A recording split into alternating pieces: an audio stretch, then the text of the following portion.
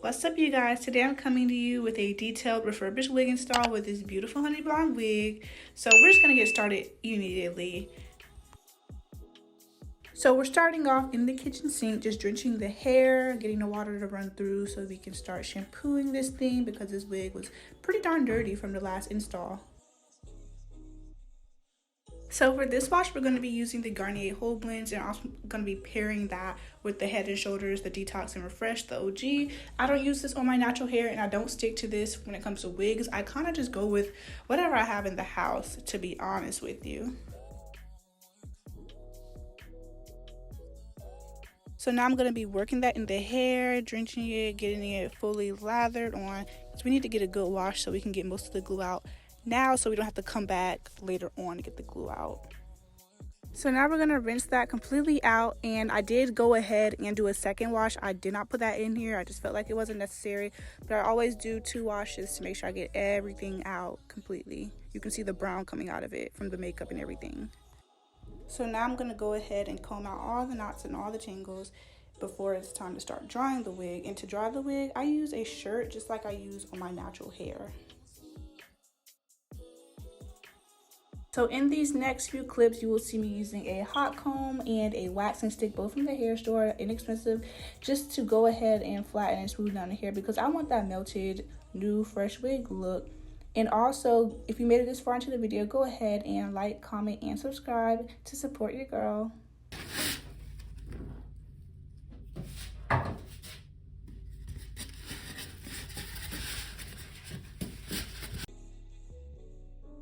Okay, so now that my wig is back on, I'm going to be combing through it, doing some last minute plucking, using the hot comb, just getting everything good and straightened out. I know it doesn't look the best right now, but trust the process. Of course, this is really bad in wet lighting anyway.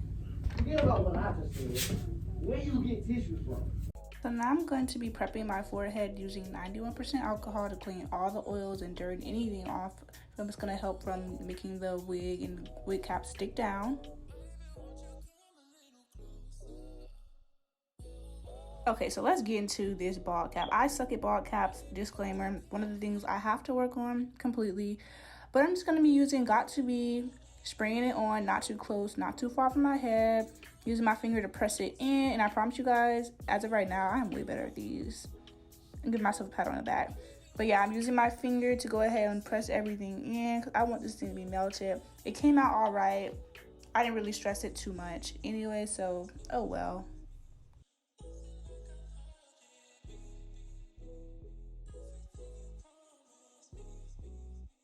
So now we're going to be cutting our ear holes out. You want to be extremely careful with this part. You don't want to cut yourself, start bleeding, or anything.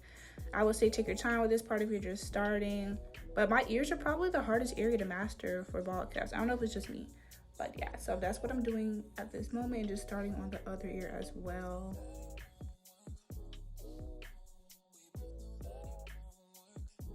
And the reason I found out that my bald caps wasn't sticking was because I wasn't waiting long enough and I wasn't using cool air to let it dry. So I'm working on that. So here comes the install. First, I'm going to be taking some of my foundation. It's not coming out. Don't know what the heck is wrong with this in this moment. Anyways, we're just going to pat that in, get that all over that lace part. And this is a T-part wig. So, okay.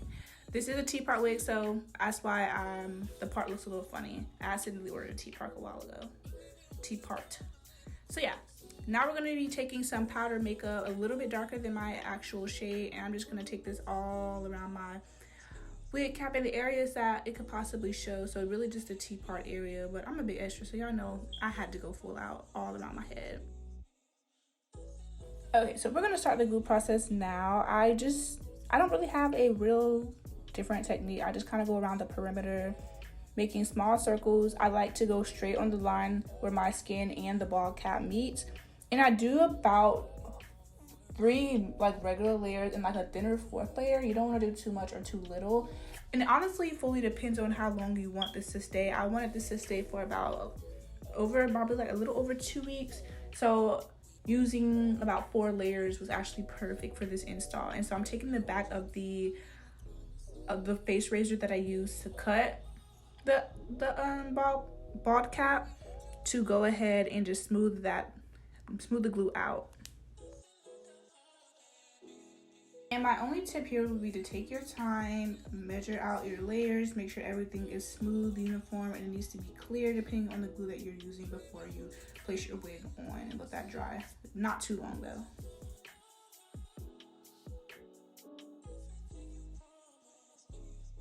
And so now I take some Got2b and I just kind of do like a mini quick spray on the lids. I don't know, I've seen people do this. I have no idea if it helps or not. I just kind of do it. You can do it if you want. But we're going to be placing our refurbished wig on top of the line.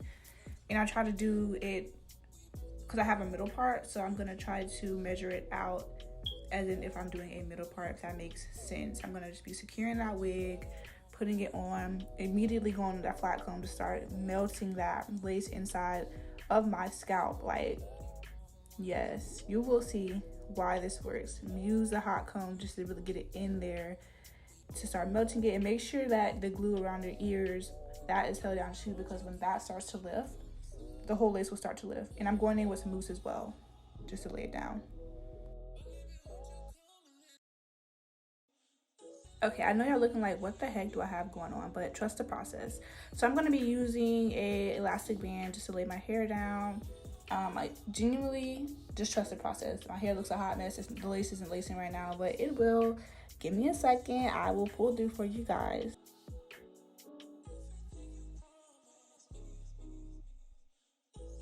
See, I'm just kind of detailing right now. But good news, I do have some good content coming.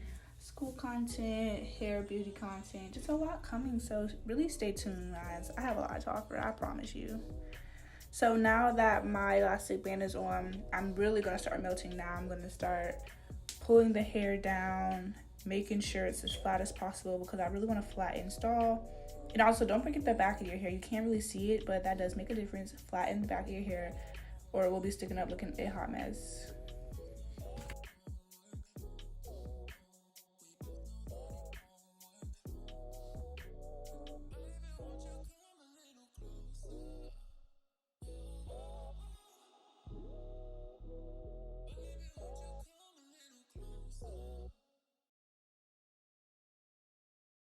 So now the elastic band is off, and now I was trying to flat iron my edges, but my thing is too fat. I'll have to get like a pencil flat iron, but we're gonna ignore that.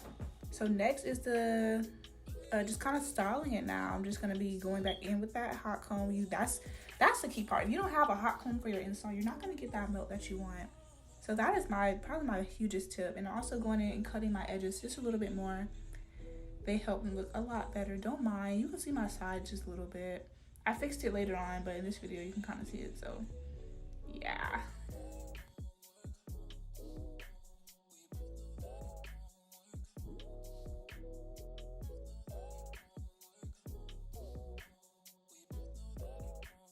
So after playing with my baby hairs and going ahead and using the hot comb to flatten my hair, I'm gonna start getting ready so I can start flat ironing my hair out.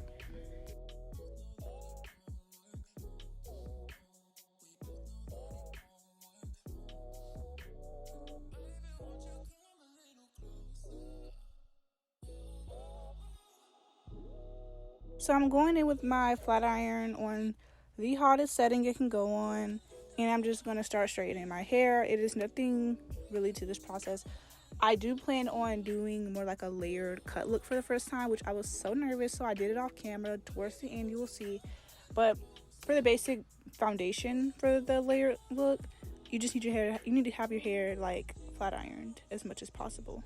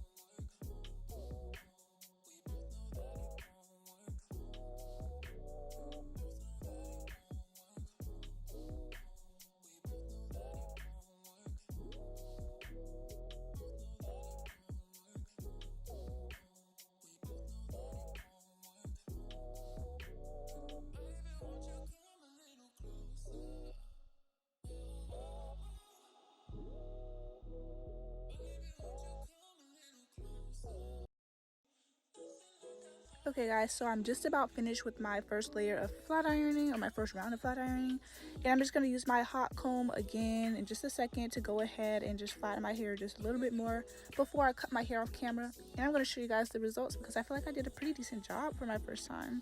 And don't mind the lighting here.